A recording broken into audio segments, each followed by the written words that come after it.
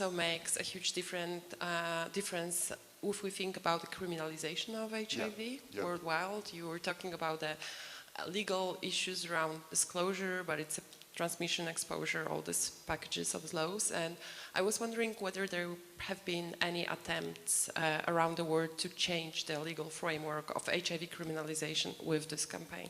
That is an amazing question. I mean, that's a really important question. It is. I mean, it's controversial in the criminal context because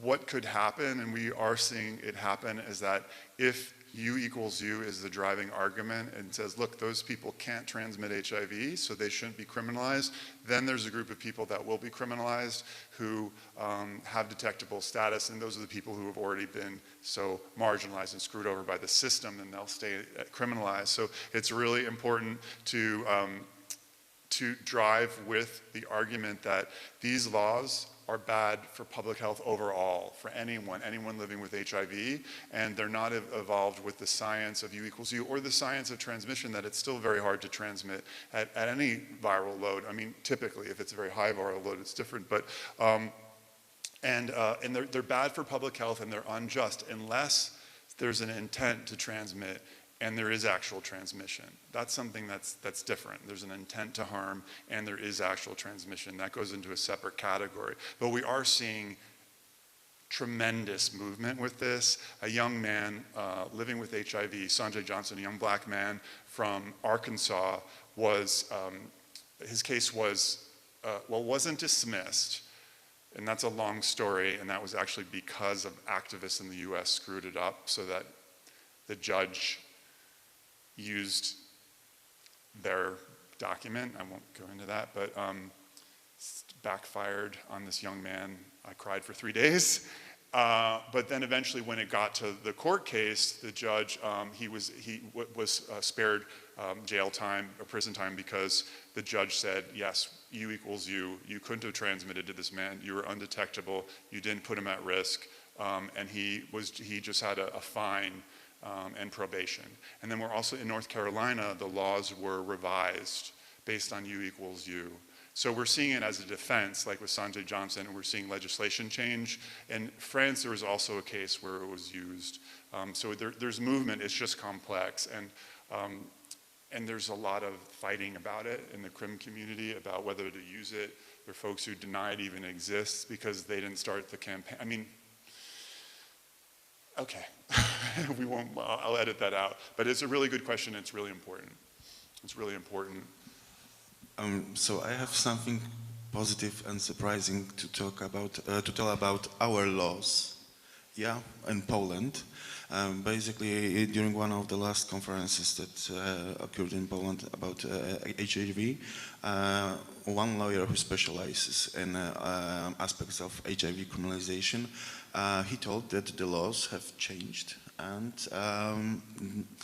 somebody who is undetectable doesn't have to tell his partner about his status. And it's by law. By law in Poland? Or? Yes, this is crazy. Wow. And I have the documentation, so I will provide you, will publish it during the first year, the summary.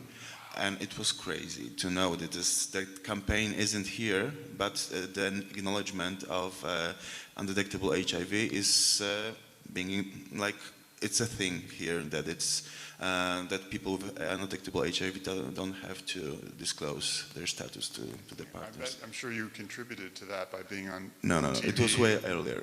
It was ahead of it? When was it? I don't know when it was set, but the conference was in June. Okay. I began work in April, so it wasn't like during this window. Okay, well, I mean, we can still credit the community for that, because it was the community that drove this change all over the world. I mean, we're updating the WHO guidelines right now.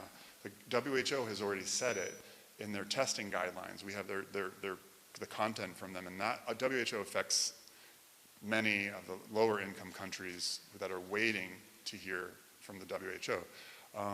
And it's all of us, it's the activists that are pushing, because government doesn't change unless you push it. You know, government is slow to change, you know, at least in the US. I can't speak in the context here. But that's the way we work in the US, is that activists just need to push, push, push. And that's what it took. No one was doing it before. And they're listening to us. You know, like UNAIDS listened to us. UNAIDS issued their statement in the summer of 2017. Yeah, we're seeing legislation change because of this, and we're seeing babies and people getting married and all these kinds of things that have real impact on people's lives, as well as legislation. Once we get Japan to change legislation, that's going to be tremendous. You know, because that guy who was crying at the meeting saying he couldn't get down to 500 was just heartbreaking. You know, can you imagine someone saying that their health is too good? You know, Actually, we had a curatorial tour here 2 weeks ago, led by a woman who is living with HIV for the last 30 years, and she was waiting until 200 because that was the rule in Poland at that time. Yeah, I mean, right now it's quite immediate. Okay. But when she was diagnosed in the 80s, and then treatment became available, you couldn't get it until you got to 200. So yeah, they advised me when I was diagnosed in 2003. One doctor said wait till it gets to 500, you know, and another doctor said early treatment. But I waited for 7 years, which is typically the time that people have progressed to an AIDS diagnosis, because I didn't want to take the pill and I didn't want to deal with the fact that I had HIV. And then I got to 200, and then I was sick, and you know, then I took it. But yeah, early treatment is advised by the WHO now, and it really should be the standard. We know people will live longer and stay healthy, and they'll get the added benefit of this, which we're seeing a lot of people now going on treatment because of this. Like, the thing is that I was just on a call about a new campaign in South Africa. I was just on a call about a new campaign in South Africa, and the agency that was created, it was like a US agency or European agency working in South Africa, they were like, well, the main message, we want to give people the message that they'll stay healthy. So we're going to do that. And then, you know, in smaller print, it'll be that, or on the website. And I said, that's what we've been hearing for years, okay? And I can speak for myself, but I've heard this from other people. I didn't care about being healthy when I got HIV. I was depressed. You know, I didn't want to take that pill every day. So those ads about climbing mountains and all this stuff did nothing. It's not news, you know, and when you hear you're not going to be able to transmit to anybody, that's news. That's hopeful, you know, and you'll stay healthy. We need both, but like the problem is people still get stuck in this, especially when they're not living with HIV. They don't know what it's like to live with HIV and feel so bad about it, you know, that you don't want to take your treatment, you know. I was so lucky to have treatment right there that I could take, you know, so we've got to get the right messaging and the right balance as well, you know. I don't like these campaigns that are like, you're HIV positive and you're a superhero and you can end the epidemic. I'm like, fuck that. I don't want to, it's not my job to end the epidemic. My job is to be happy and healthy and have a life that I want to live. Don't make me into a prevention tool, you know? And so I've actually had some arguments with people, organizations in the United States that's like, test this on people with HIV. Do you think people with HIV really want to be the superheroes to end the epidemic? Or do they want to live and have sex and babies and marriage and help end the epidemic, number 2? You know, so it's this, you know, messaging. I usually have a slide on that too, that it's a personal health decision, not a public health responsibility to go on treatment. You know, I don't know, it's a weird field. People making campaigns without even feedback from the people that they make campaigns from, and people making decisions about us, claiming to represent us with no impact and no input from the communities they serve except their little cliques. It's fascinating. I would love to just revamp this field, you know, and at least the parts that I know of and that I work in and that I've seen, you know, but it's too big. That'll be interesting if I put that on the video. So I have like one thought and one question to you, because I remember your campaign during one of the December conference when I saw you. But I'm just wondering if this information about do not let this information to your partner went like viral to all people or not, because I'm thinking that because of our government it could be problematic and they could change it. But still, it's worth to know that. And I'm just wondering if they add any additional information in this law, how many times or how often you need to be checked your viral load to do not to tell your partner. And also I'm a little bit ashamed of that, but still I think that your talk was great, because I rethink one of my thoughts, because when you were talking about taking medication and why you shouldn't or you do not have to take it or tell the partner. For the my first thought was okay, but I do not know if, for example, I do not live with my partner. I don't know if he or she is taking the drugs regularly according to the regimen. And I was like, okay, but still, if I am not trusting the person to that point, so maybe we should use a condom as, you know, and any other. And that was like great for me, because that's a trust issue and not the like health issue. So thank you. I will elaborate a bit. So first of all, this is a thing that is kind of an insider knowledge for now. It was first expressed during the Vistula conference in June. And the message is that you have to be undetectable for a specific time and have at least 2 tests that tell you that you are undetectable. So it means that it's at least a year of treatment that you have to be in. And when we'll publish it, it will be always surrounded.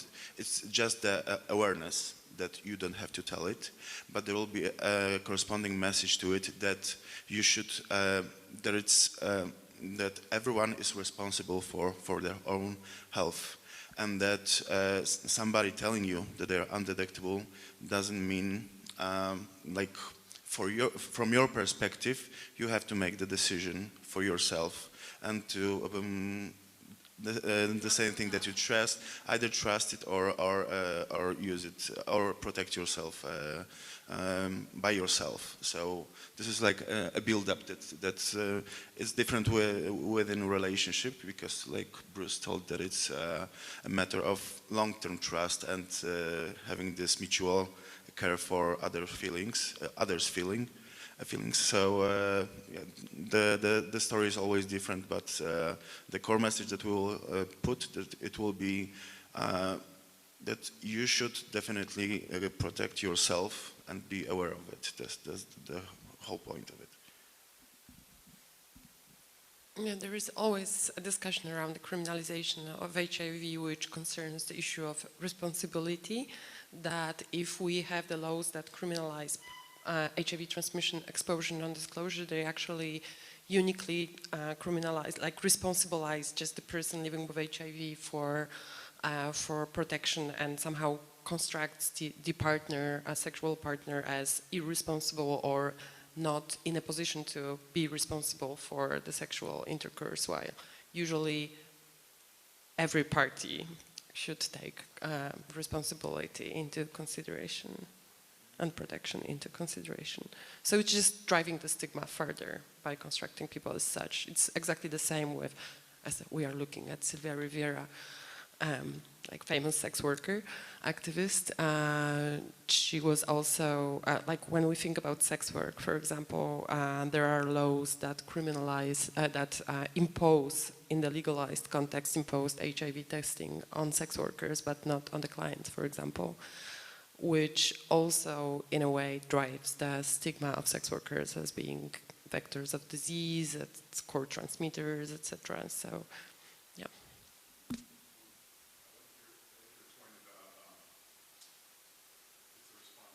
Both to disclose, I mean, it's a responsibility of both to take responsibility for their sexual health, and I think I'm going to add that in, because I don't say that, but I agree with you. So I'm going to add that when I speak. It's really important in that relationship bullet point.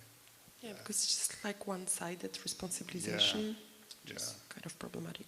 Yeah. Because sex is interactive and relational. Yeah. I was, someone filed a civil suit against me in 2013 after I knew U equals U. And we had barely had sex, like barely, you know. It's sort of, you know, sometimes it just happens really quickly. You don't realize, oh, it's happening. And I hadn't disclosed. And then told him, and I said, you know, doesn't U equals U. I didn't know, I wasn't using U equals U back then.